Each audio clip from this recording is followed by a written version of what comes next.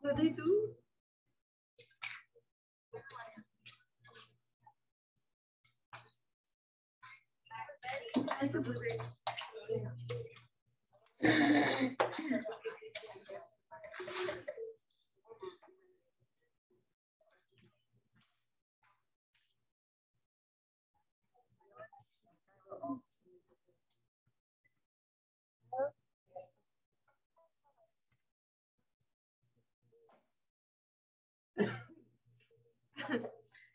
But it's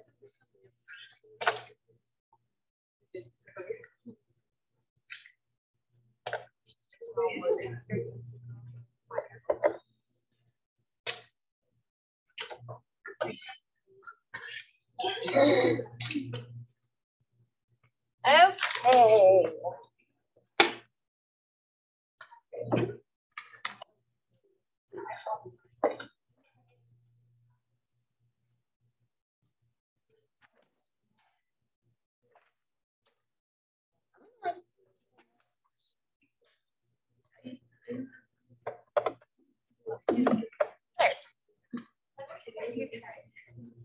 Okay. So I will finish going over the little part I have to grade, and I will get the grades uploaded after lunch. Okay. So you'll have those grades. I'm going to start opening up some office time on the calendar, so that way if you have questions about the test, if you want to go back over the test, and I'll have those available, and I'll let y'all know when I have them up so you guys can go look and see, okay? The biggest time I'm going to have is probably Thursdays. I know a lot of you may have clinicals on Thursday, so I'll try to plan like a Monday afternoon for some too, okay? Because Thursday's probably my whole office day, unless we don't have anything in Wednesday. So, but I'll get some times up there so you guys have the opportunity to come review with me, talk about your concerns, whatever you need to talk about. So today we're going to talk about women's health. We're not talking about the developing fetus. Forgot to change that part on here. This used to be combined with the other part we did last week. We're just doing women's health. So this is your student learning outcomes for what we're going to go over today. So when we talk about women's health, there's some important things we have to go over specifically just for the woman, okay? So we need to find out what her sexual history is, what her menstrual history is. So on menstruation, we're kind of looking at what's her cycle length. And that is from the first day of her last period to when she starts her next period. Okay, so we're looking at a full 28, hopefully days, 29 days, sometimes it varies. What the flow is like, so the number of pads or tampons they go through in a day, how heavy, how light. First day. So like the day you start, Okay. all the way till the next day you start, but that day you don't count, okay? So we're looking at the full cycle, okay? Is it regular? So do you kind of start every 28, 30 days? Okay, that's the other thing we're looking at. Amenorrhea is one thing we're going to talk about today. So these are some conditions related to menstruation. So amenorrhea, which means, let me know, absent periods. We don't have a period. Okay. Dysmenorrhea, painful periods. Okay. PMS, premenstrual syndrome, and then also we're going to talk about menopause. So women are going to have pap smears and pelvic exams. Okay, we're going to talk about the timing of those because it has actually changed quite a bit in the last 5 years. Mammograms, again, have changed. We're going to talk about what age you should start. And then self-breast exams. And that's another thing that has actually changed a lot in the last few years. Yes, Steph, I'll share my screen, sorry. So but we're going to go in detail over each one of these a little bit, okay?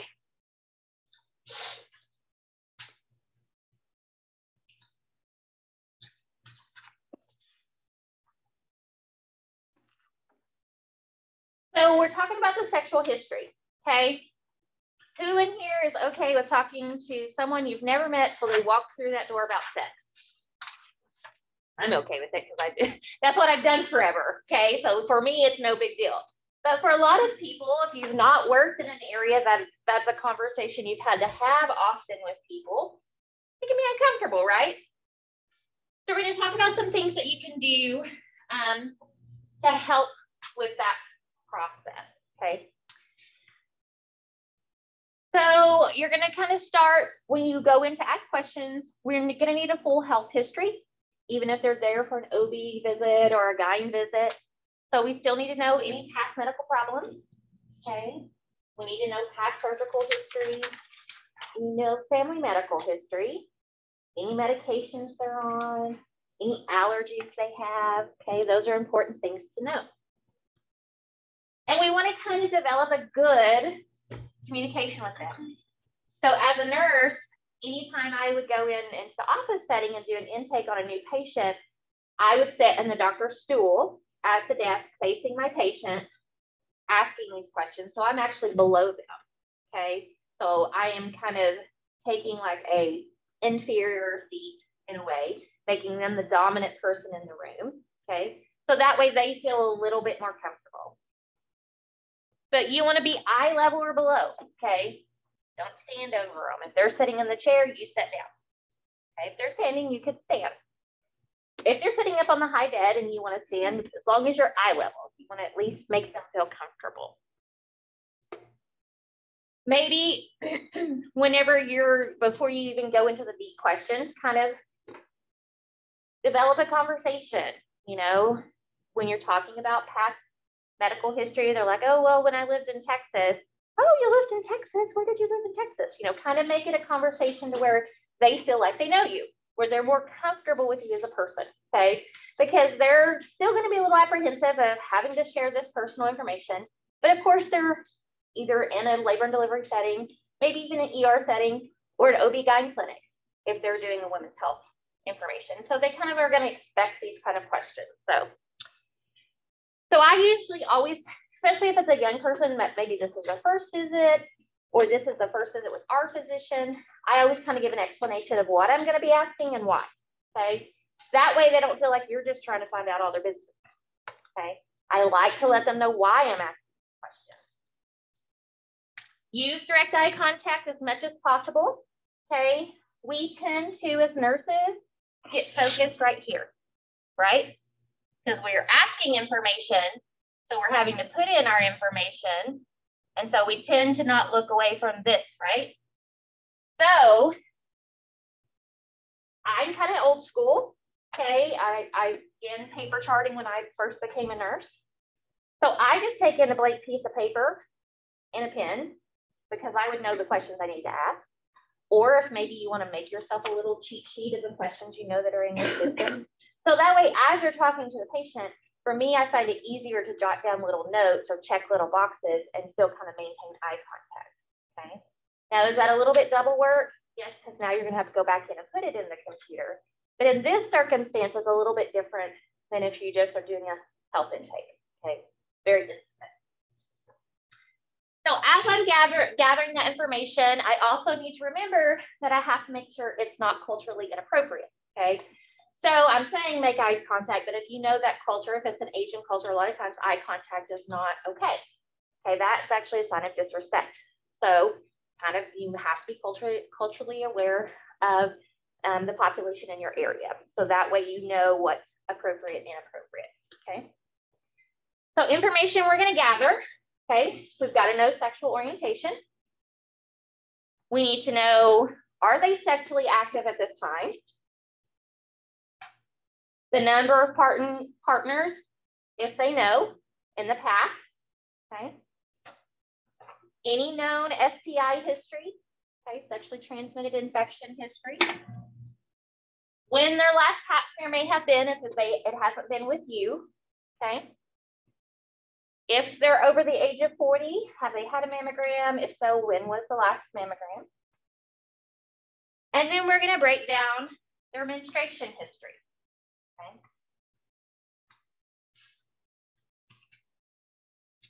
So with your menstruation history, you need to know the time a woman has started her period. Does anybody know why it's important to kind of know the beginning and the end?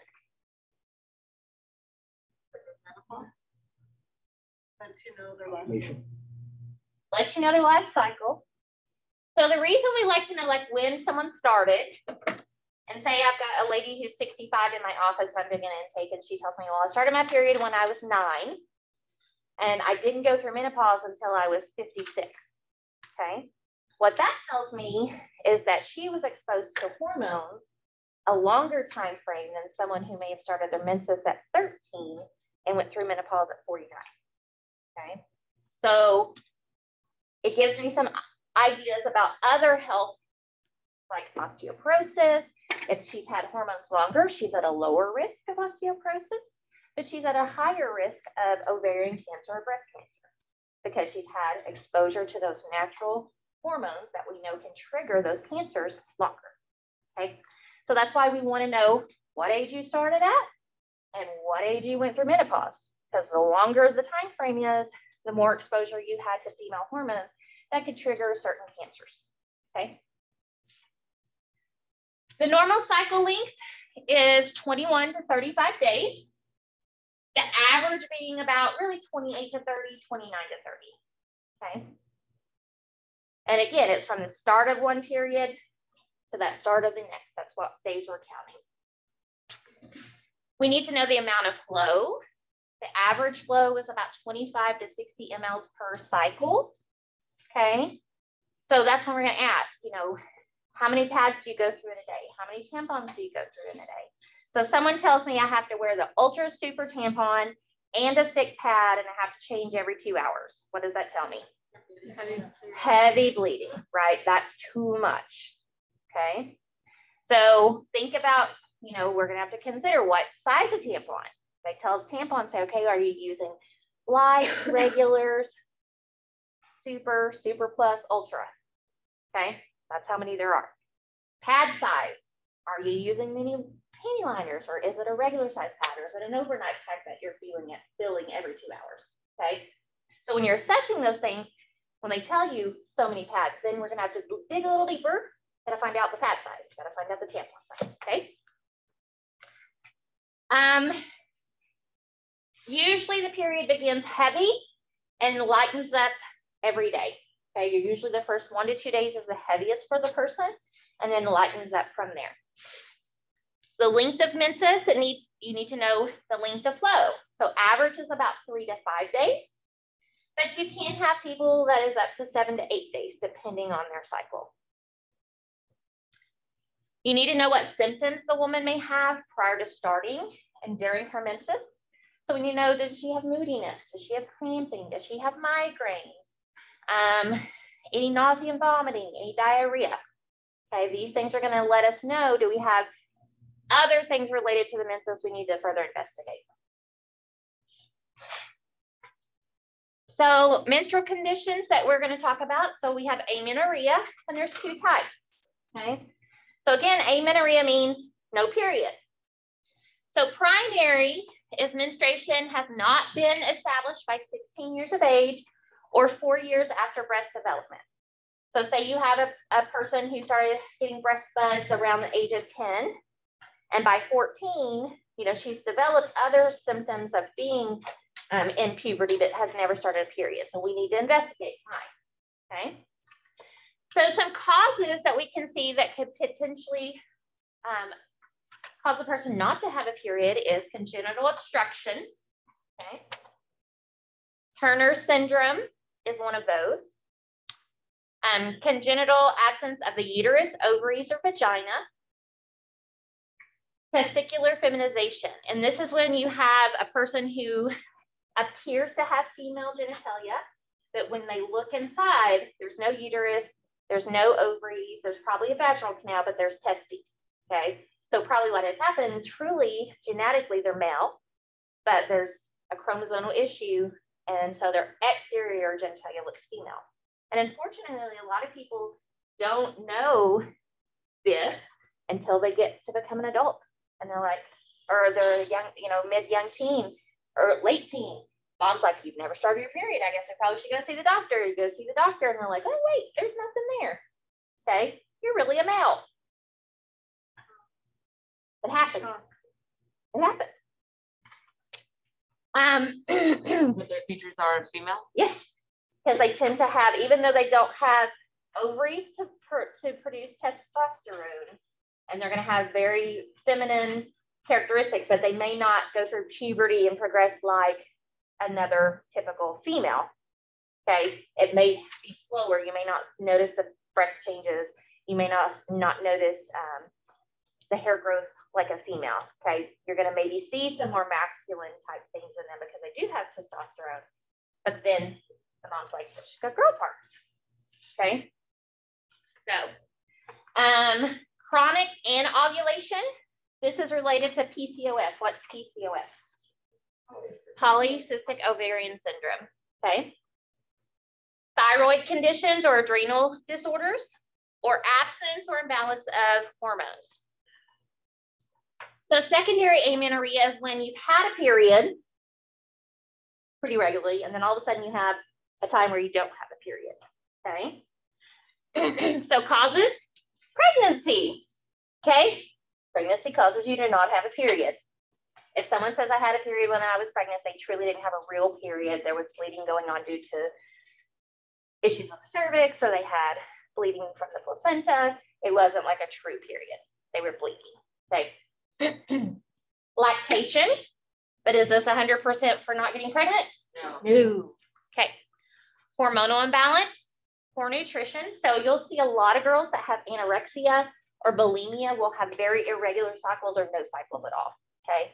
Because their body is malnutritioned. And because of that, your body's not going to have those natural hormonal fluctuations and functions because it's just trying to stay alive. Okay.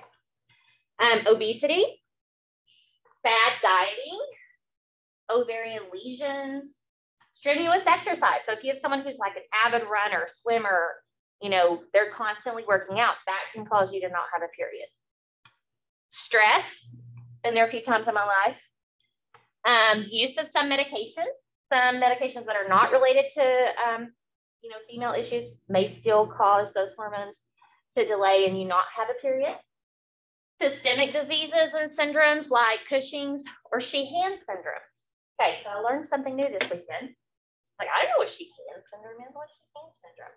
Well, Sheehan syndrome is actually when a woman loses too much blood very rapidly after birth and then has minimal oxygen flow to the brain.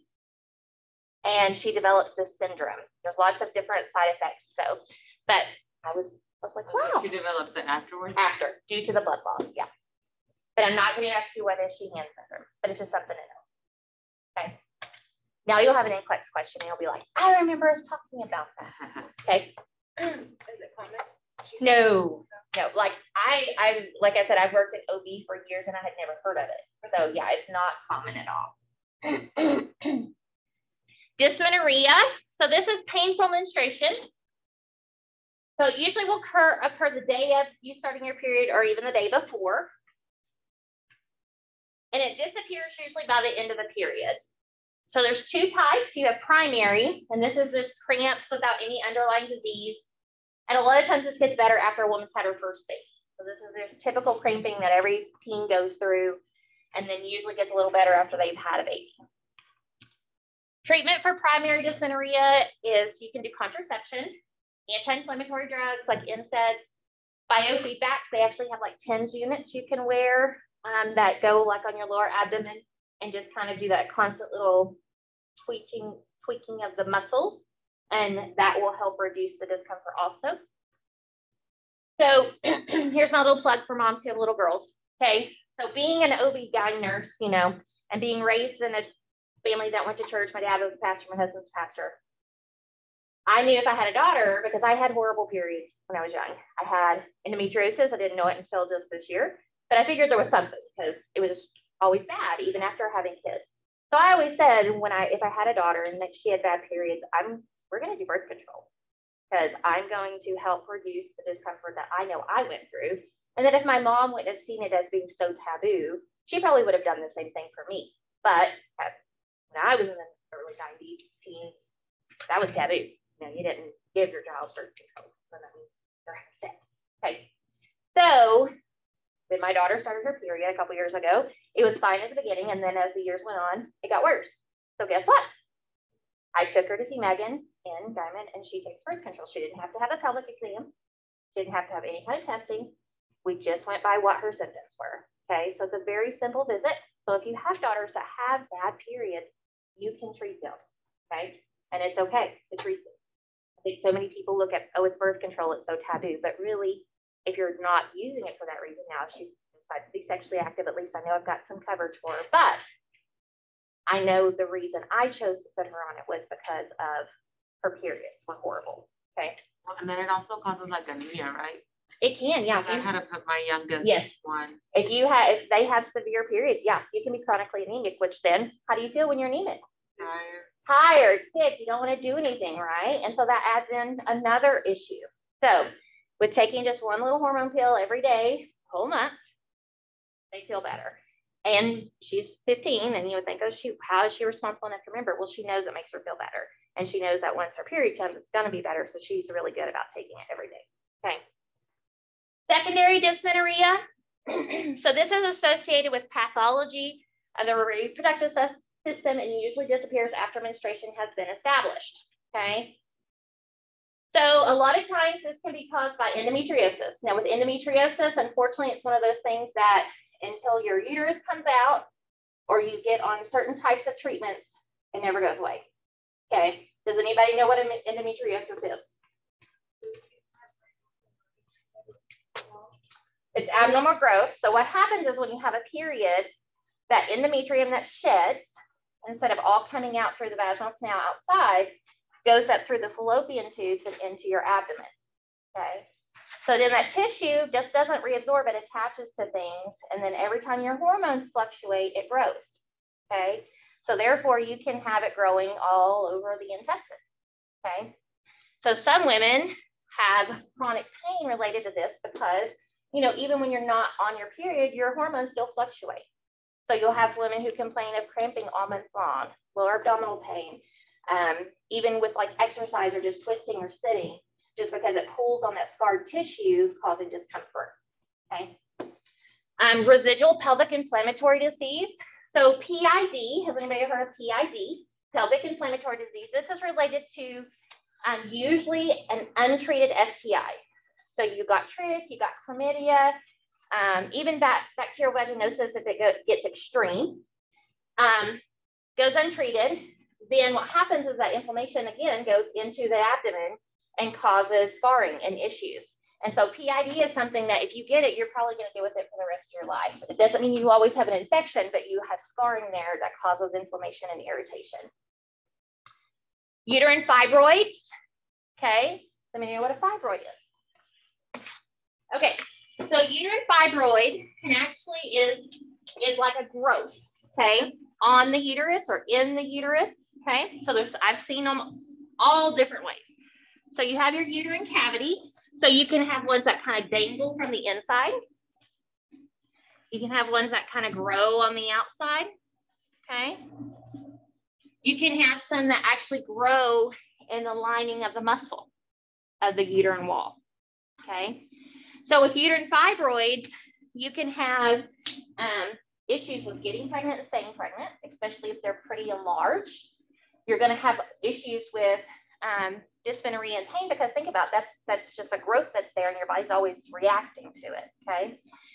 I had a patient when I worked in Tulsa that was in her early 40s and had a surprise pregnancy, and she came in and we did a scan, and she was supposed to be about 18 weeks, and the baby only measured about 10, 11 weeks. And it was because she had so many uterine fibroids inside her uterus, it had inhibited the growth of that baby. And so that baby was not going to grow anymore because there were so many uterine fibroids.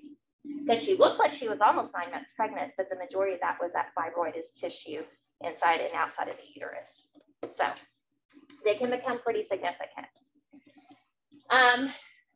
Benign or malignant tumors of the pelvic or abdomen, and the presence of an IUD, an intrauterine device. Some people who do get IUDs tend to have a little bit more cramping off and on through the month. Some people never know it's there. It just depends on the person and how their body reacts. Treatment for both can be continuous oral contraceptive therapy, hysterectomy, or other medications to suppress the symptoms. Okay. PMS, premenstrual syndrome. We like to blame a lot of things on that, right? As women. It's easy. Oh, I'm PMSing. Okay. Is it true? Not always. So premenstrual syndrome refers to a symptom complex associated with the luteal phase of the menstrual cycle. So this is right before you're about, so that luteal phase, we'll look at it in a minute. You've got hormones rising, and then they drop, okay?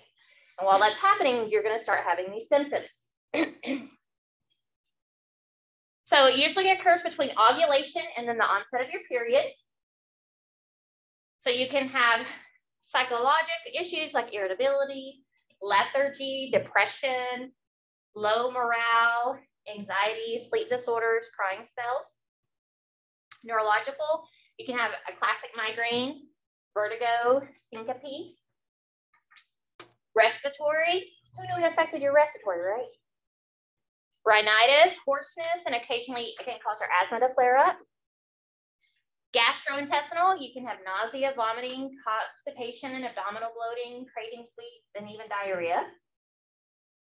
Urinary, you may notice you have retention due to bloating or oliguria. What does that mean? Oliguria. That fluid in the brain. Nope. It is to do with urine. So remember when we talked about our fluid around babies, we had oligohydramnios? What does that mean? Little urine. Little fluid, so little urine. Okay, so you'll notice that when you go pee, you're not making a lot of pee. Okay. Acne. Your breasts tend to get swollen and tender, and you can even have joint and muscle pains. Okay. So the cause of PMS is really kind of unknown, other than we know it's related to the hormones, but we don't exactly know the physiology of why and how and why it causes those symptoms. Okay. So we do know, though, that it can be related to progesterone and estradiol levels, but they still don't know like how and why. So like I tell you all the time, medicine's very advanced, and we have all these cool treatments. Like you actually have cancer treatments that they can inject directly into the tumor, and it's targeted to those cells, but yet we don't know what causes someone to go into labor or causes PMS. Okay. So premenstrual dysphoric disorder. Has anybody heard of PMDD? Okay. So years ago, Yaz, which is a birth control, came out with a new birth control called Yaz, and it was geared towards people who had PMDD. Okay, so these are people who have PMS on steroids. Okay. So it is a more serious form of PMS. Okay. Is a diagnosis that may be applied to a small subgroup of women with PMS. And so we're talking about these women tend to have these symptoms 3 out of the 4 weeks of the month. Okay. It's a chronic issue, and it's usually related to hormone imbalance. Okay. And so there are some treatments for it, but for PMS, we're going to do B vitamins, and that's what the Yaz was. It had a B supplement in there. And treating the symptoms. So, you know, breast tenderness, joint pain, muscle pain, Tylenol, ibuprofen, okay? If it is diagnosed as PMDD, you may have to go on an SSRI, okay? We used Prozac a lot when I worked in the clinic site. And you didn't even have to take Prozac every day. You could take it the 1 or 2 weeks out of the month where you felt the symptoms were the most severe. You could do a low dose Prozac, okay? But that's, you know, and you probably do know someone who has PMDD. We just don't see it diagnosed as often because who's going to go in and tell their gynecologist, I feel crazy? Okay, because that's usually how they feel. And it's not necessarily related to a psychological issue, but it's just related to hormones and PMS. Okay. Menopause. So we talked about the beginning of our period, okay, when we start our period. And now we're going to talk about when that period stops, okay? I've always said that God needed to have just put a button somewhere on us to where all we had to do was once we were done having kids, we could just push the button and it would, like, we'd be done, right? Like, why can't we just have a button, okay? That's not what he did. I'm sure he has a reason. So, menopause is defined as the absence of menses for a full year, okay? So you'll know women who kind of do this process for many years, 2, 3 years. Like, it's not just a short process, like one day. Now, there are a few in the world that like stop having a period one day and like, we're fine. But most people have these fluctuations of hormones. And so they'll have a period, not have a period for 4 months, and then they'll have a period, you know, regular for 6 months, and then they'll go a time without having a period. So it's just very frustrating for a lot of women because you'll go through these variations. So this is marking the end of her reproductive abilities. So it's known as a climacteric or change of life. A lot of people call it the change of life. They don't want to say I've gone through menopause, I've gone through the change of life, okay? So it typically occurs between 50 to 51 is your typical average age, okay? There can be some people as young as their mid to late 30s, and there may be some women who may not start menopause till late 50s, okay? But generally, when you look across the whole population, it's about 50 to 51. So perimenopause is the time before the menopause and the ovarian function actually kind of stops. Okay, so you have hormonal deficiencies begin to produce symptoms like PMS, hot flashes, irregular periods, insomnia, decreased libido, vaginal dryness, mood changes, okay? So what we can do to treat these is combine hormone methods, okay? So sometimes they'll go ahead and put a woman who's going through menopause back on like an oral contraceptive, a low dose pill, just to help with that irregularness and those symptoms that they get with it. Sometimes we use complementary or alternative therapies. There's a lot of herbs, like black cohosh can be used for hot flashes, okay? So there's actually several different companies who have created like an herbal supplement you can take daily when you're going through that perimenopause period that really helps with some of these symptoms, okay? If you don't want to take a prescription medication, and they actually do work well for a lot of people. Prevention and treatment of osteoporosis. So the reason we're looking at osteoporosis is our estrogen in our body is what helps to keep our bones strong in women. And so once we have that decrease, now we don't always stop making estrogen because what other organ in our body makes hormones? Pituitary gland, okay? So your pituitary gland still makes a little bit of estrogen and progesterone once your ovaries stop functioning, but not enough to really prevent osteoporosis in some women, okay? So you definitely, if they go through menopause earlier, then you're definitely going to monitor them more closely for osteoporosis, okay? What is osteoporosis? Kind of like your bones get very porous and they get weak because of that, and they can fracture very easily, okay? So we're going to talk about contraception. So in PHARM, you're going to talk about the medications that you could be prescribed to use for contraception. So I'm going to kind of talk about some non-pharmacological ways of contraception, okay? Some of these have been known to work.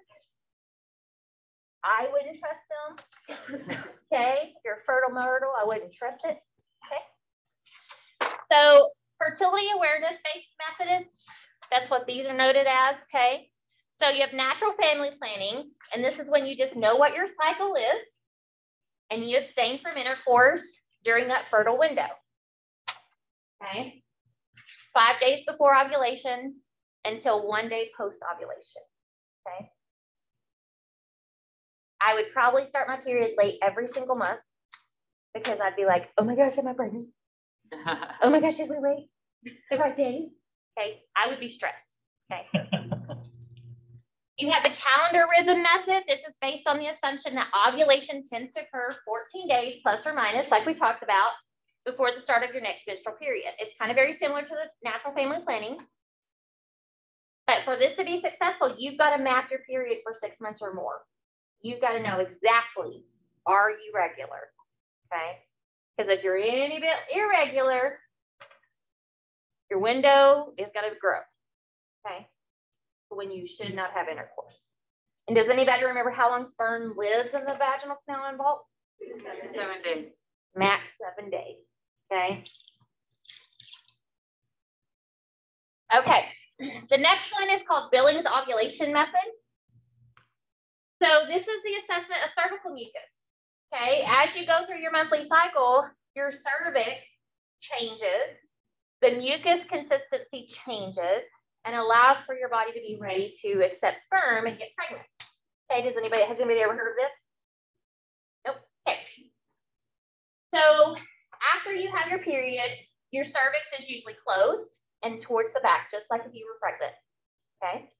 As you cycle through that month and your hormones begin to change, that cervix begins to open up and come forward. Your cervical mucus goes from being a thick to thinner to almost like a water consistency. And guys, when I tell you this, you're going to be like, oh yeah, I noticed that. And then it'll be watery for a few days. Then it starts to thicken back up again. And then it kind of disappears right before you have a period. Okay. So that's what they're looking at. You're looking at the cervical mucus, the consistency. And you're seeing, okay, is it to the thinnest point yet? Once you get to those thinner days, you have a bigger chance of getting pregnant. Okay. And this method actually works well. If you are following your cervical mucus, you can really know when you're going to have ovulation best and get pregnant best, kind of along with your basal body temps we're going to talk about next. So the basal body temp, this is when you wake up every morning and you record your temperature. You have to have a special thermometer. It has to be the basal body thermometer. Okay. You take your temp every day. You have to do this for about 3 to 4 months so you can map your peaks. Okay. And so when your temperature is at the highest in the month, that's when you're ovulating. Okay. And it only changes by a few points.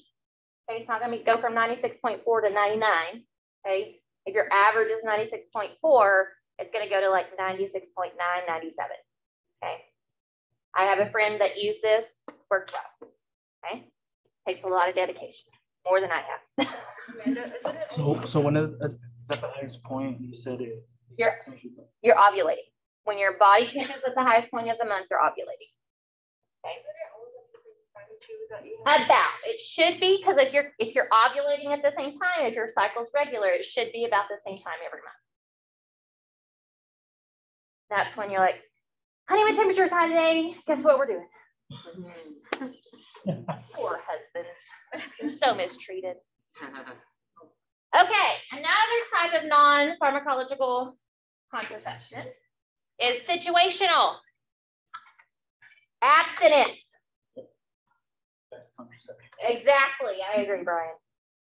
Best contraception. Okay, is it feasible? If I walk into a classroom of junior and seniors in high school and tell them to not have sex, the only way they're going to prevent pregnancy, are they going to listen to me? No. I'm smart. Okay, I've done this long enough to know. Now, I've thought about telling them that, you know, if they have sex before they get married, they'll get cancer and die.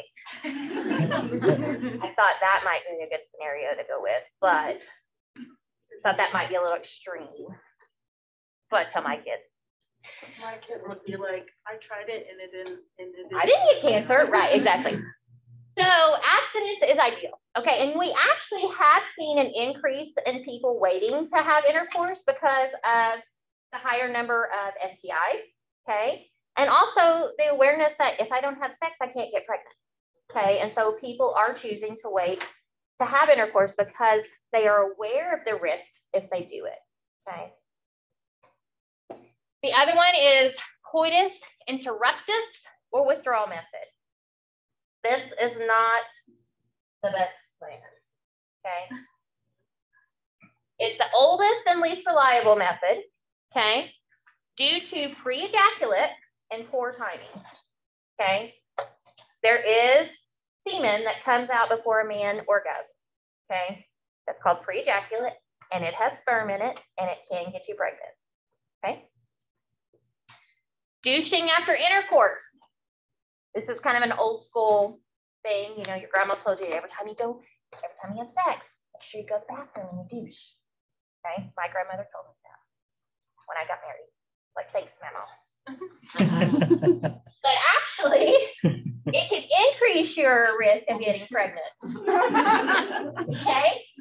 And the reason is because it pushes the semen up further into the vaginal canal closer to the fallopian tube. Your grandma was ready to be a great grandma. You know how many kids she had? 10.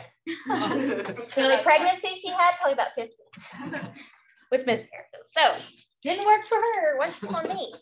Okay. So those are pretty much, abstinence. Yes, it's 100%, but we have to be smart. Okay. When we're teaching our kids, when we're teaching kids, you've just got to always remind them, put yourself in good situations. If you put yourself alone with a boy or alone with a girl, things are going to happen. So in my house, my rule is if kids of the opposite sex or same sex come over, do the doors get close to their bedroom? No. If they're lucky, if they even get to go to the bedroom, they're going to sit on the couch. Okay. And that's just because I'm smart. I'm not dumb. I know what teenagers do. Okay. And usually after they do it, they regret it. Okay. Because they're like, oh my God, why did I do that? Or they say, oh, I want to do it again. And I don't want to be a grandma yet. Okay. Huh? Not always. There's some pretty promiscuous girls out there too. Spermicide. Okay, spermicide has been around for a long time. It is effective, but not as effective as like abstinence or a condom or hormonal birth control. Okay, you've got to make sure you have enough. You have to make sure you wait the appropriate amount of time. Okay, so there's like films. There's vaginal contraceptive films, kind of like a little gel paper you fold into half and then you put up in the vaginal canal against the cervix, but you've got to let it dissolve. So you have to wait 30 minutes. Okay, so these are things you have to plan ahead when you use a spermicide. Barrier methods. So we have male and female condoms. So if you look in your book, there's pictures of both. So the female condom has like an applicator that you use to push the condom up into the vaginal canal. One of the old school ways of birth control is the diaphragm.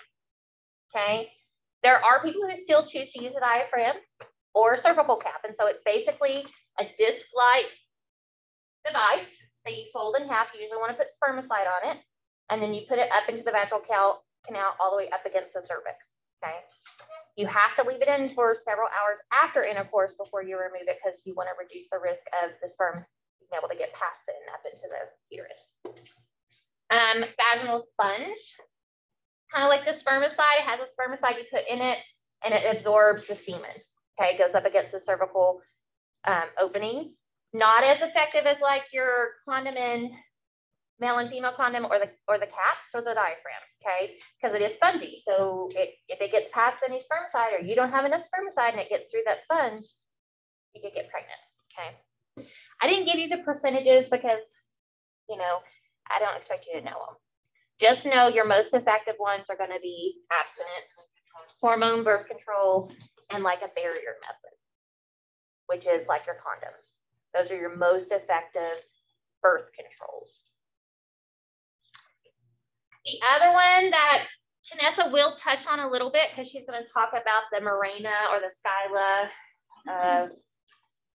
There's a ton of them now. When I first started working in the clinic setting, the only thing there was Mirena and the copper IUD, the Paragard. And now there's several companies that have created IUDs.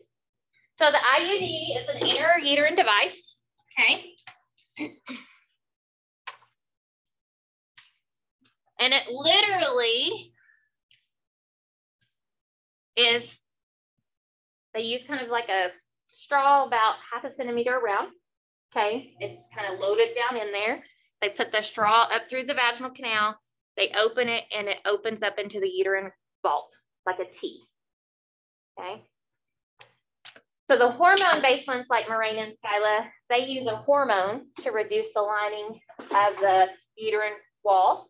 So that way, if there is conception, that egg cannot implant, okay? The Paragard has been controversial because you'll have people say that it actually, like if you ovulate and you have conception, that it like pierces the egg as it floats down. It does not, okay? How the Paragard works is it kind of causes inflammation inside that endometrium, okay? And so therefore an egg will not implant, okay? Doesn't cause the egg to be pierced, but it will not allow it to implant, okay? Remember, every month though, we have eggs that are fertilized that don't implant, okay? So some people choose not to use an IUD for their own reasons, and that's fine. Other people do, okay? We each have a choice on what we want to do with our bodies, okay? Next, we're going to talk about some gynecological problems. This is in chapter 6 of your book, okay? So fibrocystic breast changes that you might see. So a lot of women have these, and if you don't do self-breast exams, you may not even know that you do, okay? And all it is those little cysts, mammary glands that are in your breasts themselves can become inflamed and harden. A lot of times if you drink a lot of excessive caffeine or eat chocolate, that can cause them to get inflamed and be really tender and sore, and you'll notice like a knot in your breast. Okay? And a lot of people will get scared because they're like, oh my gosh, I have breast cancer. But it's not cancerous, it's just a nodule. It's just an inflamed mammary gland. So it's a fibrous thickening of the tissue. Symptoms that you'll notice is tenderness, pain, swelling, and sometimes discharge from the nipple, okay? This is very common. If someone does notice a change, what I always tell them is their best thing is to go to your physician, and they're probably gonna go ahead and do a mammogram. And they can tell with a mammogram the difference between fibrocystic cells and like a cancer cell, okay? At what age will they do a mammogram? I've had patients again with 18. If they have one that constantly flares up and they're concerned, I mean, the mammogram's not going to hurt them at all to have one done. Or if there's a family history, you would want to do one. But yeah. Endometriosis, we kind of already talked about this. So this is a presence of endometrial tissue outside that endometrial cavity or the uterine cavity. It's inflammation and scarring of the peritoneum, adhesions. I've seen, when I've done surgery, I've seen endometriosis all the way up around the stomach, the liver. I mean, it can spread all inside the abdominal cavity, okay? And it causes a lot of discomfort. Symptoms that most people have is pelvic pain, cramping, and then it can be higher in the abdomen depending on where the endometriosis is. Painful intercourse, and then abnormal uterine bleeding. And I've had very young, like early 20s women who've had really, really bad endometriosis. And there are some treatments. There's a shot that you can do every month for like 3 to 6 months, and that helps reduces the cells from growing. But it also can cause other anomalies, so you cannot get pregnant while you're on this medication.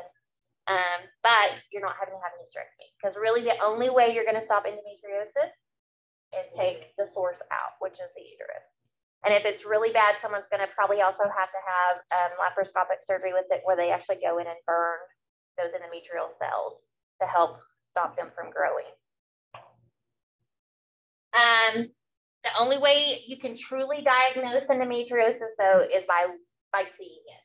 So, like I said, I didn't know I had it till I had my hysterectomy. Some people, young girls, if they have a lot of abdominal pain, then the doctor may just do what's called an exploratory lap, where they take a laparoscope, go through the belly button, and look. Okay, they're looking to see at the area of pain, what is our source, and that's when you're going to find potential endometriosis if it's there. Polycystic ovarian syndrome. So this is an endocrine disorder. It's very common. More people have PCOS than they really realize. Things that you're going to see is menstrual dysfunction. So maybe you have irregular periods, and some people who have PCOS can have regular periods. Elevated androgen levels. So these people tend to have obesity. They tend to carry their weight in the middle. They have that apple body shape. Okay. Hyperinsulinemia and infertility. They also tend to have more hair growth, more male pattern hair growth. So it's just what PCOS does is that that ovary every month, as those follicles are stimulated, you'll have more than one get stimulated, okay?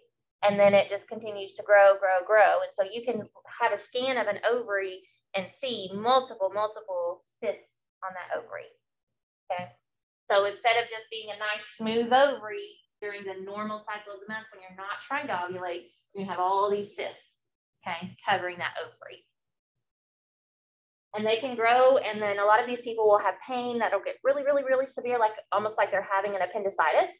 Then that cyst will rupture, and it's almost immediate relief. So it's very uncomfortable. You do get a cyst every month because that's how you ovulate. But when you have someone who is polycystic, that means they just have multiple cysts that grow and multiple follicles sometimes. And it doesn't always have to be a follicle. It's just a cystic growth that happens on that ovary. And that's why it makes it so hard to get pregnant. Yes, because it's the hormones are causing the cyst to grow and not always a follicle. So what do they do? If it ruptures, usually we don't do anything unless you have a bleeder. So like say if it ruptures and you have a vessel that won't stop bleeding and they're just bleeding into the abdomen, then they would have to have a surgery to a lot of times remove that ovary, unfortunately, or if they can get it to stop bleeding. Most of the time when they rupture though, the fluid that's in there or blood will just reabsorb and you really don't do anything. Are these females more prone to miscarriage? Yes. And just really having a hard time getting pregnant. That's the biggest, but they are at a higher risk of miscarriage because of the hormone imbalances. So, but it's unfortunately a very common disorder. Vaginal infection, so vaginitis. So BV, years ago, people always thought was an STI, and it can be related to sexual intercourse, but it's not like a transmitted sexual infection. It is just an overgrowth of bacteria. And most of the time, it's related to a alteration in your pH balance of the vaginal canal, okay? So the vagina has to be exactly right balance to keep those bacteria and cells like Candida, what's Candida? Yeast infection. Yeast, right? From growing, okay? So a lot of women suffer with BV and vulvovaginal candidiasis. So the yeast infection can be interior inside the vaginal canal, but it even can go outside on the labia, okay? Symptoms that you're gonna have is increased vaginal discharge, vulvar irritation, itching, and foul odor, painful intercourse. So with Candida, what color do you see more? White. White, gray, white looking. Sometimes it'll almost look like cottage cheese, okay? And that's, especially if it's a pretty advanced yeast infection, okay? And what, as a nurse, you'll have people ask, well, what can I do for a yeast infection? Tell them not to do the 1 day. Tell them not to do the 3 days. Good old 7-day monostat, okay? Nobody likes it, nobody wants to do it, but that is gonna be the best bet to treat a yeast infection, okay? And you can treat with over-the-counter monostat. If that doesn't treat it, then we do have a few medications like diflucan, which is a pill. Usually you just do 1 single dose, and sometimes if it's pretty severe, you might do like 3 days. Okay. STIs. So we're going to talk about some STIs. First one we're going to talk about is trichomonas. Has anybody ever got to see trick under a microscope? It does. It looks just like that. I've seen it. So when I worked in the clinic in Arkansas, when we had someone who was coming complaining of discharge or just discomfort with intercourse, we would do a PAP that would also do a test for gonorrhea, chlamydia. But with trichomonas, you could see it. So he would just do a vaginal swab.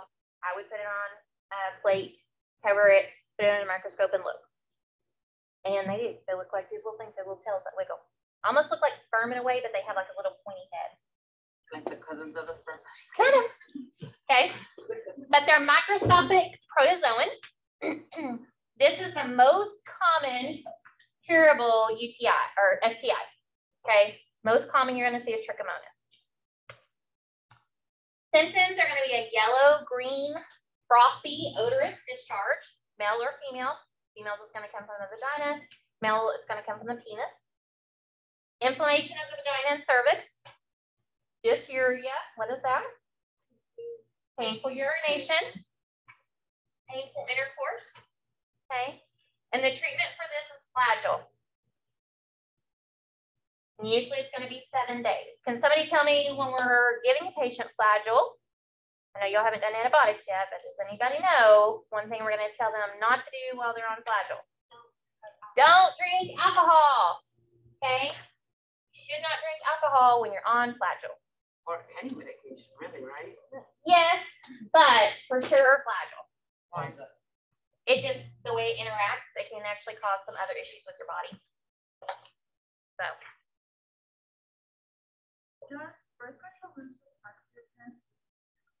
Yes. Birth control can lose effectiveness with some antibiotics. Not all, but we just say across the board. If you're on an antibiotic and you're on an oral hormonal birth control, you need to use a second form of protection.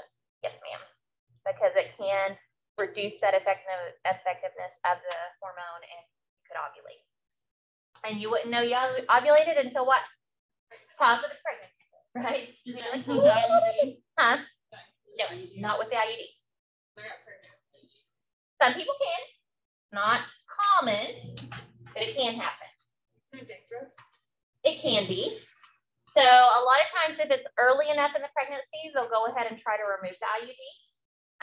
If it's a little further along, like 8 or 10 weeks, and they're just going to leave it. Most of the time when that happens, you're just going to see it like in the placenta, like it kind of will grow in the placenta, and it may even be in the sac of the baby, but most of the time it's like adhered to the placenta. So, but it is high risk if it's still there when you're pregnant. Chlamydia, okay? Symptoms, many women are asymptomatic. They don't know they have chlamydia. It's a thin or purulent drainage. They'll have lower abdominal pain, burning and frequency of urination. That cervix will become inflamed so it bleeds easier, so they'll notice bleeding with intercourse. Did they mistake it for a UTI? They can mistake it for a UTI. They can mistake it as normal vaginal discharge. Okay. So that's why a lot of women don't know they have it, because it just causes a little bit of discharge. Well, you know, depending on the point in your cycle of the month, most women have some sort of vaginal discharge. Okay. You can just live with it? No, this is when if it progresses, that's when you get into like pelvic inflammatory disease, and they're going to start having other symptoms, and then they'll finally go to the doctor and they'll test it and be like, oh, you have chlamydia. Treatment for this is azithromycin, and you can use that while you're pregnant, but doxycycline you do not. Do not use doxycycline in pregnancy. Does anybody know why? It doesn't necessarily cause birth defects, but it has caused babies to be born and their teeth will be brown. Once they grow teeth in, they'll be brown. So, gonorrhea. Symptoms with this is purulent greenish yellow discharge, burning or frequency of urination. Okay. Treatment for this is going to be ceftriaxone IM, so they're going to give it a shot, and they're going to give you azithromycin PO. Herpes, okay? Herpes is a blister-like vesicle. There's really no known cure for herpes. We do have antivirals you can take when you have a flare-up, but it does not take it away, okay? So when we talk about herpes, is it just vaginal or penile or that area kind of herpes you can get? No, there's two types. There's HSV1, HSV2. It used to be typical that HSV1 was like the oral or you'll see it on the face. And then HSV2 would be like your vaginal or your penile. Now it could be either or. Okay. Like the cold sore? Yeah. So my husband has always had cold sores. I never had cold sores until I married my husband. Okay. And we were always trying to be very careful. If he thought he had a cold sore, he wouldn't kiss me. You know, we would be very careful. But what we do know is that you can still shed the virus without having an active cold sore. Yeah. So I had a titer done, and I titered for HSV-1. So, and I do get cold sores just very randomly, but you know, so we just always remind people you have to be very, very careful that, you know, even though you may not feel like you have an active sore, you can still be shedding the virus. Okay. So it's very common for even parents to pass it on to their kids. Because who loves to kiss their kiddos? I do. So we have to be very careful like newborns. Okay. You should never, ever, ever, ever kiss a newborn on the face or in the mouth. And don't let anybody else. Okay. Because there have been newborns pass away, die with herpes early on because they have no immune system. Okay, their body can't fight it off. So, you know, be that rude mama that puts a blanket over their baby when they go to Walmart and says, "Don't touch me." Okay, that's okay. We don't want to spread any love to the baby. Okay. Treatment for the lesions. So you're going to use acyclovir, valcyclovir, famiciclovir. These are different antivirals that you can take that help reduce your viral load and then will cause your symptoms to go away. Okay.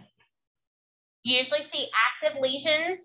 So if you have active lesions in the vaginal canal, your physician's usually going to recommend a cesarean because you're at a very high risk of passing it on to baby if there's active lesions. Okay. But just always remember, we try to educate our patients that you can still shed the virus without active lesions, but the risk is still pretty minimal with exposing baby. Okay. But these are just some different places you can see herpes. You can see it on the mouth. I've seen babies with it on their eyelids, older kids with it on their eyelids. You can get it around your lips, of course, anywhere on the vaginal penile tissue, even on the outer skin. I've seen really bad cases where they have lesions up their butt crack. Yeah. You can even get them in your nose, nostrils. You can get herpes lesions inside your mouth. Okay. Pretty much anywhere there's kind of more mucosal type tissues, you can have a herpes lesion. So that's why like eyelids can, because I mean, that's a mucosal type tissue underneath there. It could just be from like maybe them touching their mouth or touching their eye. Could be, yeah. Especially kiddos, if they have cold sores, if they have an active lesion, they rub in their mouth and then they rub their eye, well, then they're spreading it to another part that's a mucosal area. So syphilis. This is one we really don't hear about much anymore, but it's in some areas pretty prevalent. Okay, and it's because, you know, we just don't go around talking to people about sexually transmitted infections much anymore because we're like, oh, people are smart, they're gonna use protection, but are people smart? No. No. Okay, they're not smart, especially when it comes to that part of their body. Heat of the moment, they're like, oh. So symptoms that you're gonna see: syphilis, primary stage, you're gonna have ulcerations at the site of the organism entry. Okay, so tip of the penis, area around the vaginal canal. Okay, slight fever, weight loss, malaise. Secondary stage, you're going to see skin eruptions of wart-like plaques. These are highly infectious. Rash on the palms of the hands and soles of the feet. Important information to know. Enlargement of the spleen. Non-tender enlarged lymph nodes. Chronic sore throat or hoarseness. This can be transmitted to baby through the placenta. The virus can pass through the placenta to baby. A baby is going to have more of those secondary stage symptoms when they're born. So treatment for this is what? Penicillin. Okay, this is one of the earliest STIs that we started treating with antibiotics. And that's really one of the reasons penicillin was created. Okay. I'm not sure what the medication is, but there are other types that you can use, but your most common is first going to be penicillin. Probably going to be like your anything cephalosporin, because that's usually kind of your second, because it acts like penicillin, but you have to be careful because some people have a penicillin allergy are at a higher risk of having a cephalosporin allergy. Okay. So this is stages of syphilis. Okay. Again, I'm a visual learner, so this helps me to be able to see what's going on. Okay. So you have past that secondary stage, you have latent stages. Okay. So this is when, and it's broke up into two. You have early latent and latent. Just remember that late stage, the tertiary stage, is when you've gone to the nervous system. It's in the brain. Okay. And these people tend to exhibit symptoms a lot like Alzheimer's, dementia type symptoms. When it gets to that stage, can't treat it? No. Or... If you have that latent and tertiary phase, it's very hard to treat because it's pretty much systemic. Okay. And so what's unfortunate is years past, you would have cousins, promiscuous, get syphilis, they go get treated, but they never tell their wife. And then what happens? The wife goes all the way into that tertiary stage. Okay. Venereal warts or condylomas. Okay, these are caused by the HPV virus, human papilloma virus. What else does HPV cause? Cervical cancer. Okay. So HPV, you're going to see symptoms of like a grayish pink cauliflower-like lesion. Sometimes it even just looks like a skin tag. Okay. I've seen small ones. I've seen medium-sized ones. I've seen ones the size of a penis. Okay. Yep. They can get big. So they, again, are caused by HPV. If you have HPV and you have genital warts, can you spread the virus? Mm-hmm. Yeah. You've got active virus right there. Okay. So you're going to spread that HPV virus and you're going to spread the strain that causes genital warts. So treatment for this is podophilic solution or gel, creams, and ointments. I'm not going to attempt to say those words. Sometimes cryotherapy. So cryotherapy is where you actually use the same thing that you carbonate sodas with, carbon, but it's a medical grade one. And you connect it to this machine, has a little piece on it that has different size tips, and they're metal. And you, for condylomas, we would use just a little pointy, like kind of rounded point tip that we would put right on it. You would activate the carbon dioxide. It would cause, it's cold, so it freezes that metal, which then freezes that tissue. What is that frozen tissue going to do? It's going to die, okay? And hopefully your body's going to regrow normal, healthy tissue in that area, okay? We use cryotherapy for genital warts, and you can also use cryotherapy for mild, low-grade cells that are like precancerous cells. A lot of times we'll do it on the skin, and we do it for cervical lesions too. Or you may have to have surgical removal or laser therapy. So prevention, Gardasil, okay? The strain that causes condylomas is in the Gardasil. It's in that vaccine, okay? HIV and AIDS. We're going to talk more about HIV and AIDS a little later when we get into some of our communicable diseases. So just know that with HIV and AIDS, there's antiretroviral therapies, and there's actually some therapies now to where people have no viral load. So what does that mean? They have basically no HIV any longer. Now, do they call them 100% cured? No, because we're not far enough out yet to see how long that negative or zero viral load stays, okay, because they have to stay on the medication, but pretty much they're cured in a way, like they have no viral load with the medications they have now. They can't spread it then? Right, if you have no viral load, you can't spread it. There's no active virus in your system. So we're going to talk specifically about that cycle that our body goes through every month as a woman. So the cyclic pattern of ovulation and menstruation last about 30 to 40 years, yay, Mm. if not longer for some of us, okay? We have oocytes, I like that word. They mature monthly with one rupturing from the ovary and entering the fallopian tube, and that's our ovulation, okay? Then it goes from the fallopian tube down into the uterus.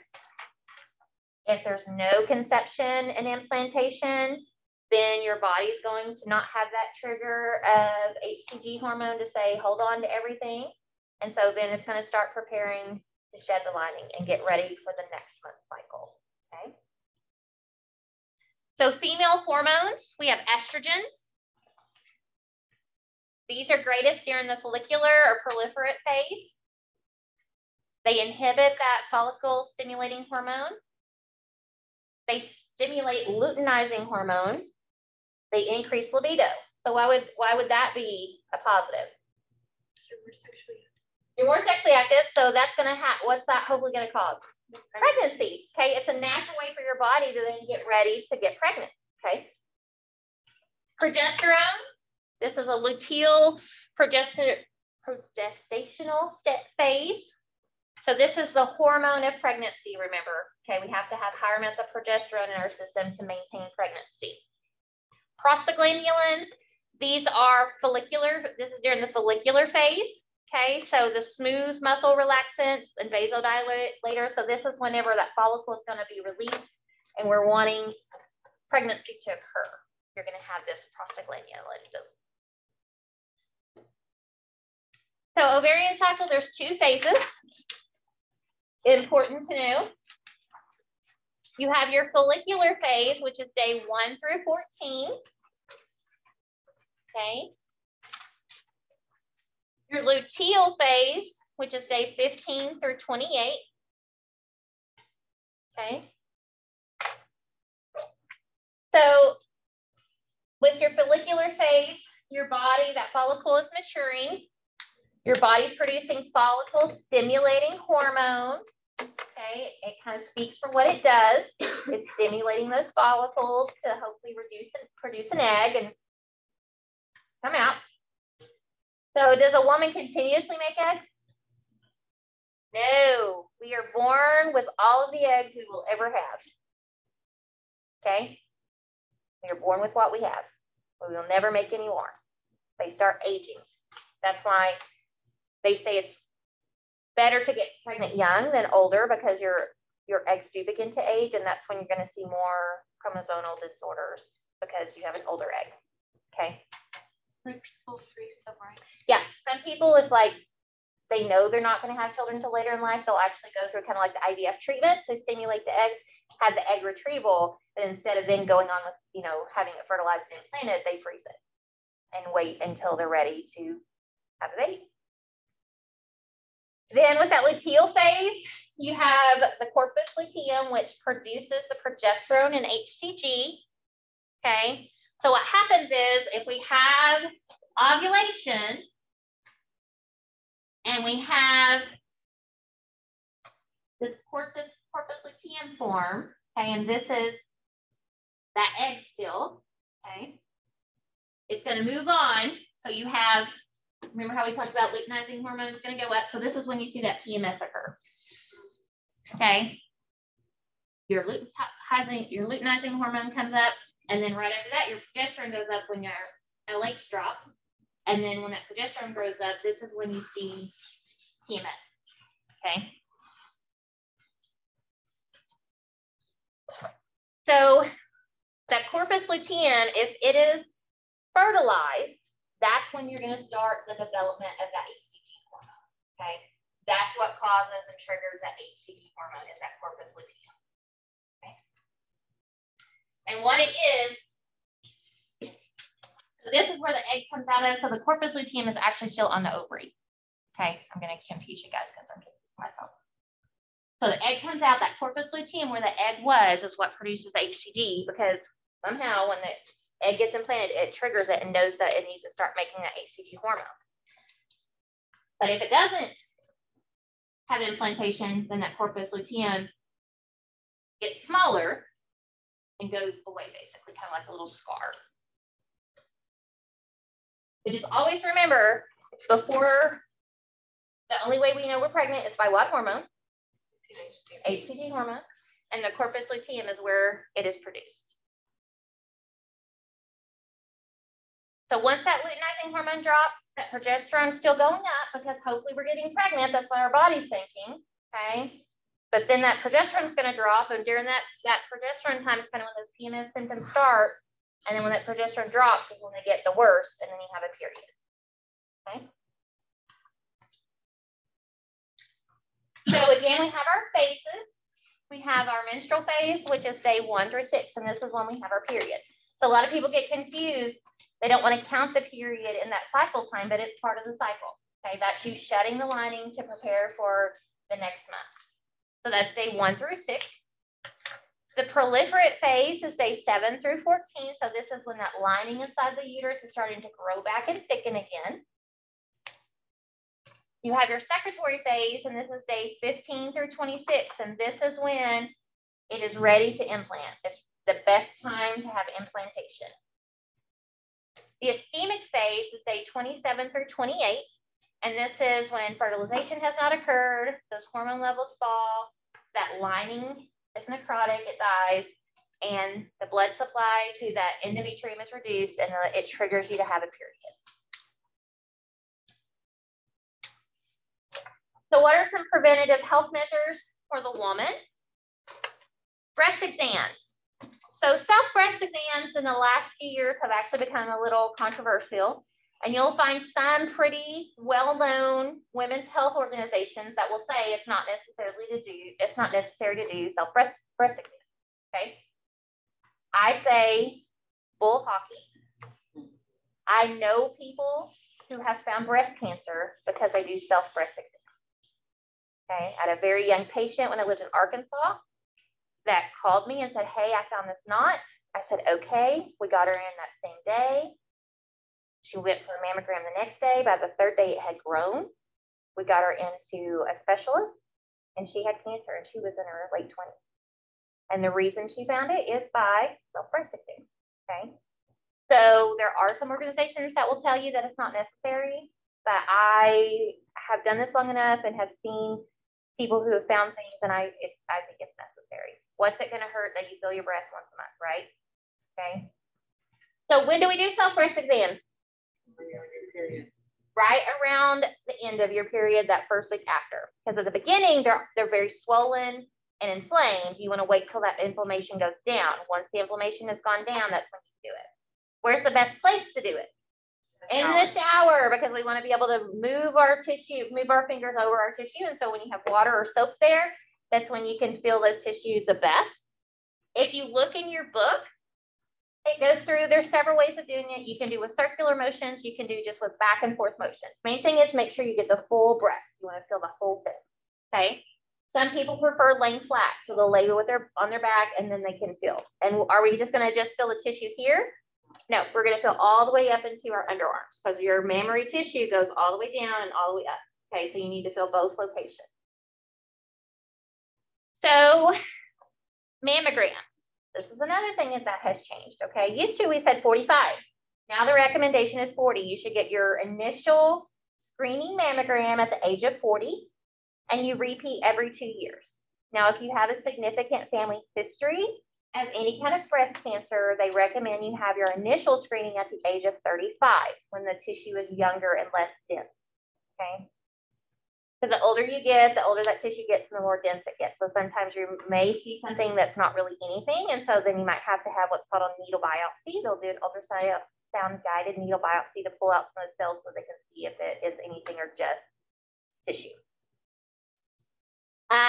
You do every other year until the age of 54. And then after 54, you sometimes, depending on that your screening, then you may do farther out or closer together. It just depends on what your history is. Okay. Pap smears. Oh, the ACOG has changed it again in 2021. Okay. So the recommendations now, if you're less than the age of 21, we do not do a pap smear. Okay. They may still want to do a pelvic exam if you're already sexually active. And the reason is because we can sometimes see abnormal changes in the tissue just by looking, okay? So I've seen cervical cancer on a cervix. The girl thought she had, because it was a white mass, she thought she had a lodged tampon because it kind of felt like that to her. But when she came in and the doctor looked, it was not, it was cancer. And so we had to send her to a specialist and she had surgery like within a few weeks, okay? So just even looking, okay, and usually you're not going to do it unless you are sexually active, because are you going to be exposed to HPV if you're not sexually active? What does sexually active mean?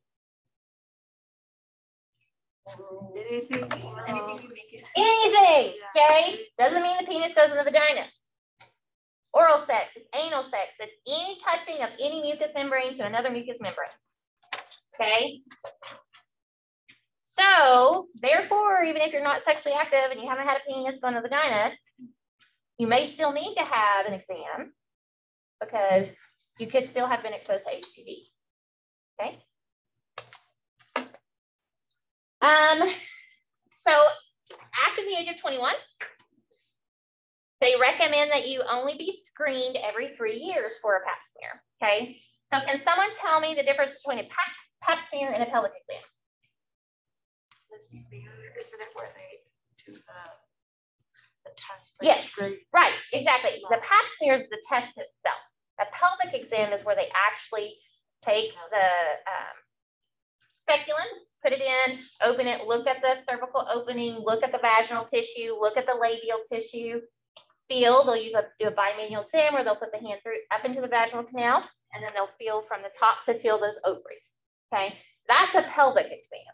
A pap smear is the actual test, okay? There's several ways of doing it. Some people use a little flat spatula is what it's called, and they'll go and kind of scrape the top around the cervix. Some people use what's called a broom, and it looks like a little broom, and you put it into the cervical opening and you twist it, okay? And then you put it in solution and you send it off to the pathologist, okay? Most physicians, when they do a pap smear, that test automatically tests for chlamydia and gonorrhea, okay? Because one, chlamydia, do a lot of people know they have it? No, I've had to make many phone calls to people who had no clue, okay? So from 30 to 65, if you've never had an abnormal cell, now 21 to 20 or 21 to 29, every 3 years, as long as they're regular, they're normal, okay? If you ever have abnormal tissue or abnormal cells there, then you're gonna have more often repeats, okay? Usually if you come back with what's called low-grade cells, those are your smallest pre-cancerous cells, they're gonna have you come back in 6 months and look again. They're gonna do another pap smear. And then they're gonna have you come back in 6 months and do it again for 2 years, okay? Then after that, usually you'll go back every year. If you don't ever have an abnormal pap smear, then you can maintain this every 3 years. From 30 to 65, you can have either the pap smear done every 3 years. You can do FDA approved primary HPV testing, which is like a blood test. Or you can do co-testing, which is the blood test and the pap smear. And on the pap smear, they can actually check for certain strands of HPV virus. If you're 65 and older and you have no history of abnormal cells, you don't have to have a pap smear anymore. It used to be 70, now it's 65. And if you've had a hysterectomy and your cervix removed, you do not have to have a screening done. Does that mean I don't need to have a pelvic exam done? No. Okay, I should still have a pelvic exam done so that way we can look again to see, do we see any abnormal tissues? Because does it mean 100% that all those cervical cells are gone from the top of that vaginal canal? No, there still may be teeny tiny cervical cells that could still grow HPV virus that can still trigger cancer, okay? And it will then be called vaginal cancer. So it's very important as a woman, you know, nobody likes to go get done, but we have to educate our patients and encourage them to at least do the minimum. And then if they ever have any abnormal cells, they need to follow the recommendations of their physician, okay? Because cervical cancer If it's caught early, it's curable, it's gone. You don't ever have to deal with it again most of the time. But if you don't, it can progress rapidly. So we are going to talk a little bit about domestic violence. So as a women's health nurse, in any shape, way, or form, you're going to have a time that you're going to run into a patient that you feel is being abused in some way, okay? So these are just some key points from the end of your chapter, okay? So if you look at your chapters that we went over, and I'm going to tell you, my lecture today came verbatim from your chapters. So what should you study? Your chapters, okay? I also put, you have a worksheet that you're going to do. I would do that worksheet. And I would thoroughly do that worksheet. Because guess what? It's your study guide. There will be some other information that's not on there, but that's going to be a big part of your test, okay? So domestic violence is very common, unfortunately. We see it a lot. 1 in 3 to 1 in 4 women will experience violence at the hands of an intimate partner during their lifetime. And is it usually just one time, Breeden? No. They teach you domestic violence. So you're gonna start with maybe yelling, then you'll go through honeymoon, then you'll come back around, you might get slapped, honeymoon. It goes all the way to death, and I've seen it happen. I've worked several cases where the female was eventually killed, and typically with females and males in general, you'll see that they don't want their significant other to go to jail. When you try to arrest them, the wife will attack you. Mm-hmm. It gets pretty wild. It does. Unfortunately, I dealt with a domestic violence situation with my aunt, she's only 5 years older than me, so she's more like a big sister. And she was in this marriage for 10 years, and she had 3 children during this time. And we're talking, she has permanent knots on her head from being hit in the head with a baseball bat. She had a fractured skull that she did not know she had until she was having a lot of headaches and migraines. So they went ahead and did a CT scan, and she had a healed fracture in her skull. Okay. But he was really good about hitting in places that no one's going to see. So chest, abdomen, top of the head. Okay. And so unfortunately, most of the time, and this is one thing as a nurse, if you have a young girl that comes in and she has signs and symptoms of maybe going through like dating abuse, okay, educate her, let her know that this is a cycle. Like Breeden said, you're going to have the initial, then you're going to have the honeymoon phase. Oh, honey, he would tell her all the time, oh, it's going to get better. I'm going to get a job. We're going to go to Disney World. Okay. That was their idea. Everything's going to get better. They're going to go to Disney World. Okay, they had kids, so that was, okay, well, we're going to do this. Well, 10 years later, never happened. I helped her get out of the situation. Lots of sleepless nights due to him. But it's been, so that was in 2000. So it's been 22 years, okay? I was only 19 when I was helping her do this. And she's remarried, happily remarried, and has had a really good life since then. Started out rough, but good now. So we just have to be aware of those situations, okay? Because you're going to see it. And we have to educate our young teens, male or female, because abuse happens both ways. A lot of times we initially think that it's a guy going to hit a girl, but females can be very mean too, okay? It can go both ways. So batterers use psychological, physical, and sexual abuse to maintain power and control in the abusive relationship. So it's not just always physical, it's mental. My aunt couldn't keep a job because of his abuse, and he would hang out at her employer or at her place of work, and her managers would say, you need to tell him, he can't be up here, you're at work.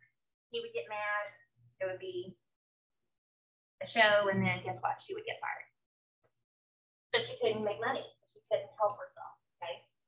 So they have control in so many ways. It's not just the physical, it's the mental, it's the socioeconomical control. If you can't have a job, so you don't have money. Okay. Battery occurs in a cyclic pattern, like Breeden told us. It starts small and then it progresses bigger and bigger. And usually you have a good time in between, and it may be months, maybe years, and then all of a sudden you have another episode. Okay. Women in abusive relationships who belong to cultural and linguistic minority communities and immigrant women face additional barriers when attempting to access service. The nurse must work to provide culturally aware and competent care. Okay. And unfortunately, we do see that because in some cultures, do women mean a whole lot? No. You're their property. Okay. And maybe your husband knows English, but you do not. So who do we usually rely on to be the translator? The person that knows English. And is he going to tell us he's abusive? No. Okay. That's why if you ever suspect it, you have them go out to the lobby because they're an adult. We don't have to have a person there with them, and you get a translation phone and you ask those hard questions. Estimates suggest that the majority of sexual assaults are not reported to the police. Why? Scared? It's called re-victimizing the victim. Yeah. So when you're going through an interview with victims as a cop, you see a lot of times that they're very withdrawn. Like they don't want to tell you because they have to relive that all over again. Right. Exactly, because they're having to replay every little thing that happened. A lot of times they get to a point in their life where they finally feel like things kind of go back to normal. And when they report that, it can set them back to going back all the way through that again. Right, exactly. And unfortunately, sometimes you have those situations to maybe that person was at a party and so they were inebriated and they don't quite remember what happened, but they woke up with a person that they never would have been in bed with before. Okay. And so it gets really hard because you have some really hard situations. Because I've been an ER nurse to where you have to, someone comes in, says they've been raped, and you have to go in with the officer and they're trying to get those details. They can't remember, and it's very hard to prosecute because did she consent at the time because she was inebriated and then she had regrets after? Well, the Kansas state law actually says that if you are intoxicated and you have sex, technically it's rape regardless of. Right, and that's what I was about to say. Most states have laws in place for that because are you in your right mind? No, just like if someone who has a psychological issue and you go and kill somebody, but you're not in your right mind, then you can, say I wasn't in my right mind. Same thing with rape. Okay, if you're not fully aware of what happened because you were inebriated or you had drugs in your system, like Breeden said, in the state of Kansas, it is still considered rape. Okay, because you were not in your right mind to fully give full consent. But unfortunately, it's not like that in every state. So we don't have people reporting when they're embarrassed. They don't want to have to relive it. Maybe they can't remember full what happened. Okay. And unfortunately, in Oklahoma, we don't have the same law they have in Kansas, and so they are harder to prosecute. Maybe rapes and sexual assaults committed by strangers are more likely to be reported because it's somebody they don't know. Okay, so they're like, I don't know this person. But if it's somebody they know, a friend, a relative, they're less likely to report it because they don't want to get that person in trouble. Okay. Sometimes they don't understand that it's wrong. Like right, exactly. Husband and wife, and sometimes when the husband rapes the wife, they think, well, I'm married. I'm the wife, so it's but it's not. It's still rape. It's still rape. No is no, no matter what situation you're in. Married, not married. In fact, my husband the other day, JC was like, no means yes. And I'm like, he said, no. No means no. And she's only 5, and we're already trying to tell her, don't ever think that there are ever a situation where you say no that maybe I did mean yes. No means no. If you say no, and even sometimes it's not even the verbal no, but you fighting back, that's a no. Okay. Rape is an act of violence acted out sexually. It doesn't always have to include penetration. Okay. You can have sexual assault by someone coming up and grabbing your buttocks, your breasts, anything that is inappropriate can be considered a sexual assault. Most sexual assaults are expressions of a need of power and control. Okay. Following sexual assault, the victim will usually experience an assortment of symptoms known as rape trauma syndrome. Recent research also links the effects of rape to post-traumatic stress disorder. Nursing actions to assist rape victims are encompassed in the roles of a healthcare provider, advocate, and educator. So I didn't include this in my lecture, but does anybody know what role as a nurse you can have when you have these types of victims come into the ER? you know what that nurse role is called or the type of training you can go through? The SANE nurse. Yeah. So it's a sexually assault nurse. Okay. And what they are trained to do is to come in, have those interviewing techniques to help the police officers, but then also they know how to gather the evidence. Okay. They know how to have them undressed. They know the things to ask, the things to look for. They're specifically trained. Okay. And we need more SANE nurses, but a lot of people who do it can only do it for a short period of time because it's very traumatic on them as the nurse, because you see so much. Okay. So, you know, if you ever decide to become an ER nurse, you know, I encourage you at some point to go through the training if you feel like that's something you could handle, because we don't have a SANE nurse right now in Liberal. I think some So of we the had Jandy and Shay. Jandy and Shay. Did they just go through the training? I think I thought Jandy had been a SANE nurse for a while. Okay. Well, I know that at one point, well, maybe when Jandy was the manager, she wasn't doing the same work, but I know we had a time we didn't have one in the ER. And we're training Shay. Okay. Oh yeah, Shay's doing it. That's Yeah. right. But she's just brand. I mean, that's just new. She just graduated a year or so ago, and so that's new. But in most places, unless you're in a really big city, you're not going to have very many SANE nurses. A lot of times the deterrent for that is people get freaked out because if you go and you do a SANE exam and evidence is found or not found, you're going to testify in court. Right, exactly. As the nurse you are. Most medical people, in my experience with law enforcement, it's a pain in the rear to deal with medical people. Right. Because they don't want to testify. No. Well, and it's just because you don't want to run the risk of, in some ways, being pulled into the situation, because, you know, you still have to go and work in that field. And so then you have other people that are related to that person. But then also too, if you feel like that you're going to run the risk of being brought into maybe like a lawsuit, a civil lawsuit. And I think that's one thing too. Like I know here a lot of times, like say I have a blood draw for a DUI and I have a search warrant that says we're going to collect blood and the nurses will refuse to draw it. What people don't understand in those situations that if you're acting under a search warrant, you cannot be sued. No, because you're acting under the law. When it comes back, it falls on the cop. Right, not on the nurse. Right. It doesn't fall back on you as a medical person. Why would the nurse reject that? Because they're scared of They don't want to lawsuits be, and getting in trouble. they don't want to be pulled into a legal battle, because I mean, if you lose your nursing license, can you be a nurse anymore? No, that's your bread and butter. That's your life. That's your career. And it is scary. That's why a lot of people won't be OB nurses, because we have the highest prosecuting rate amongst any other nurse in any other field. Just one thing to understand, like if you're acting under a search warrant, a cop has gotten a search warrant, you are protected as a medical person. Right. You cannot lose your license. You cannot get in trouble, even if the search warrant is invalid. If it comes back and they didn't have probable cause to get the search warrant, it does not fall on you. Right. It falls on you. Right, because you're under the authority of the law. Okay. So when it comes to testing as far as violence, just know as a nurse, if you see those signs and symptoms, what's your next step? Yeah, you're going to talk to them, you're going to ask those questions, and then you can report it. Don't you have to ask them? Yes. Like when it comes to don't you have to ask them if they want to report it? Yes, as long as they're not a minor.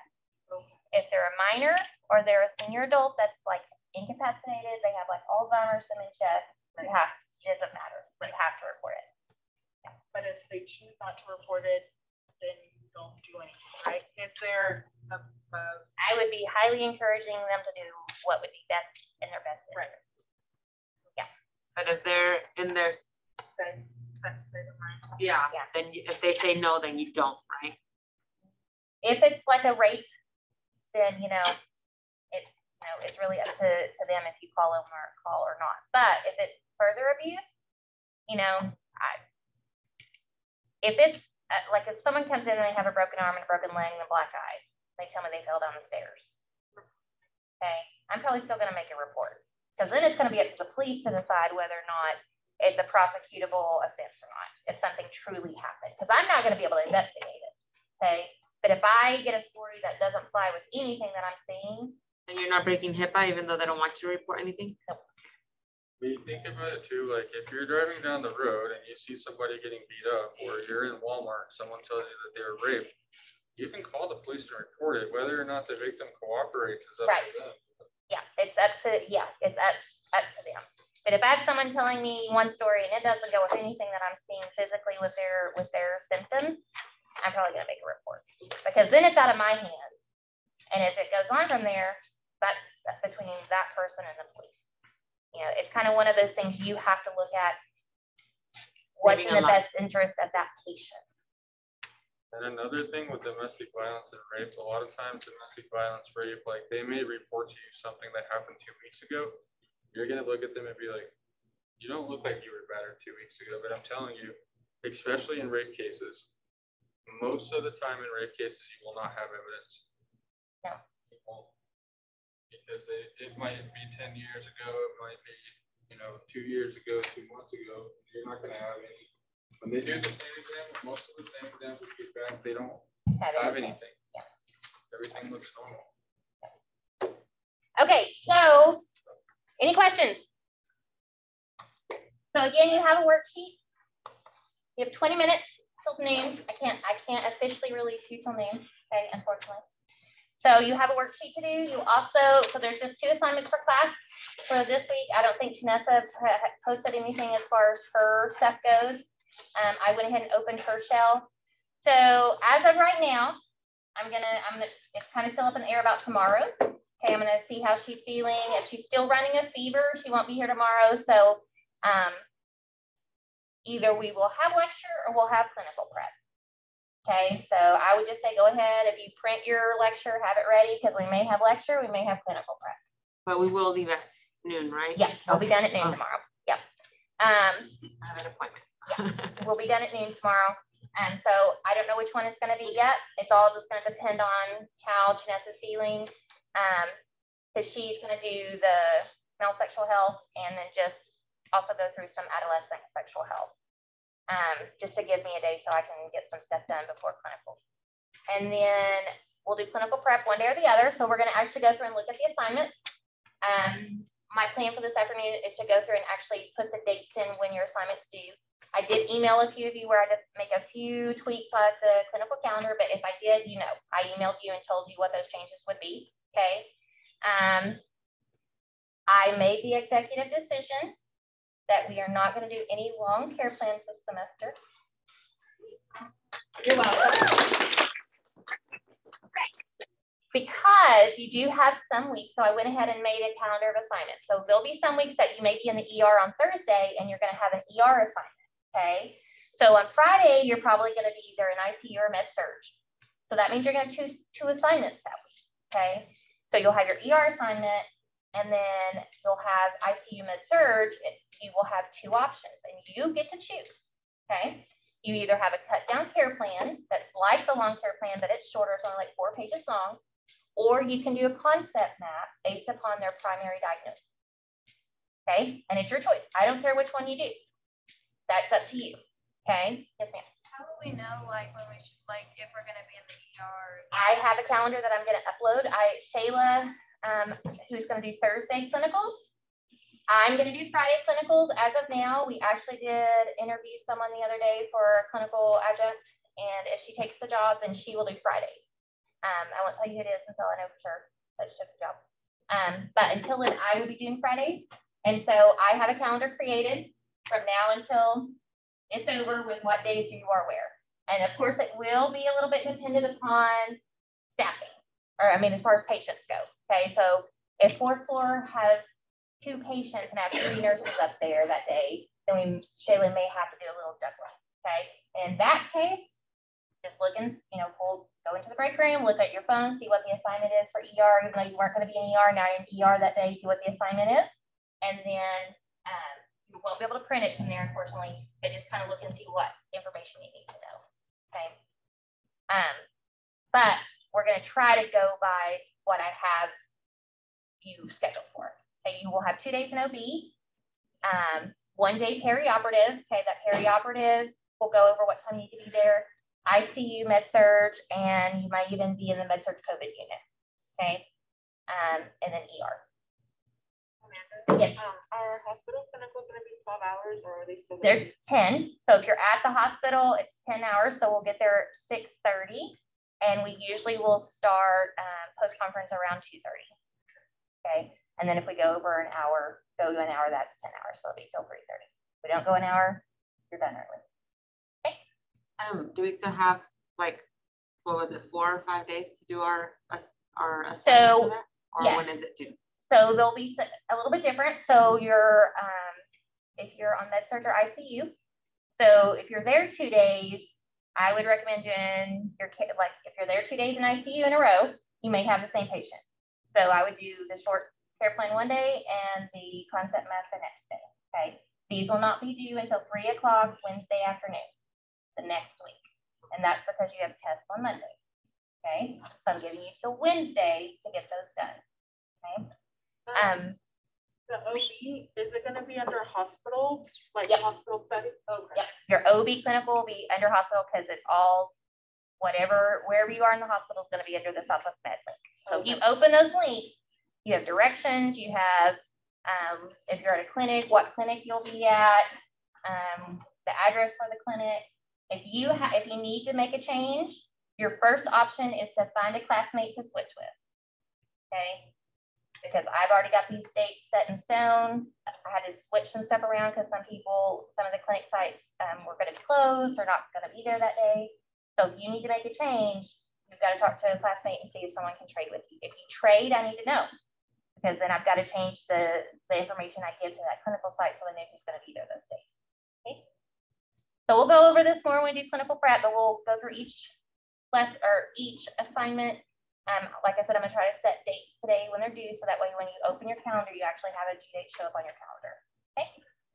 If it's like your ER assignment, it's probably not gonna be due until the Friday after. So like you'll have a whole week pretty much. Okay. I just want to give y'all plenty of time to get them done, and then also have time to study. Okay. Okay. You have 14 minutes to work on your worksheet. Thank you, Steph. Thank you. Do you have any questions or anything? Yeah, but it's about next week, so I'll just text you. Okay, that sounds great. Thank you. You're welcome. Thank you. Uh-huh.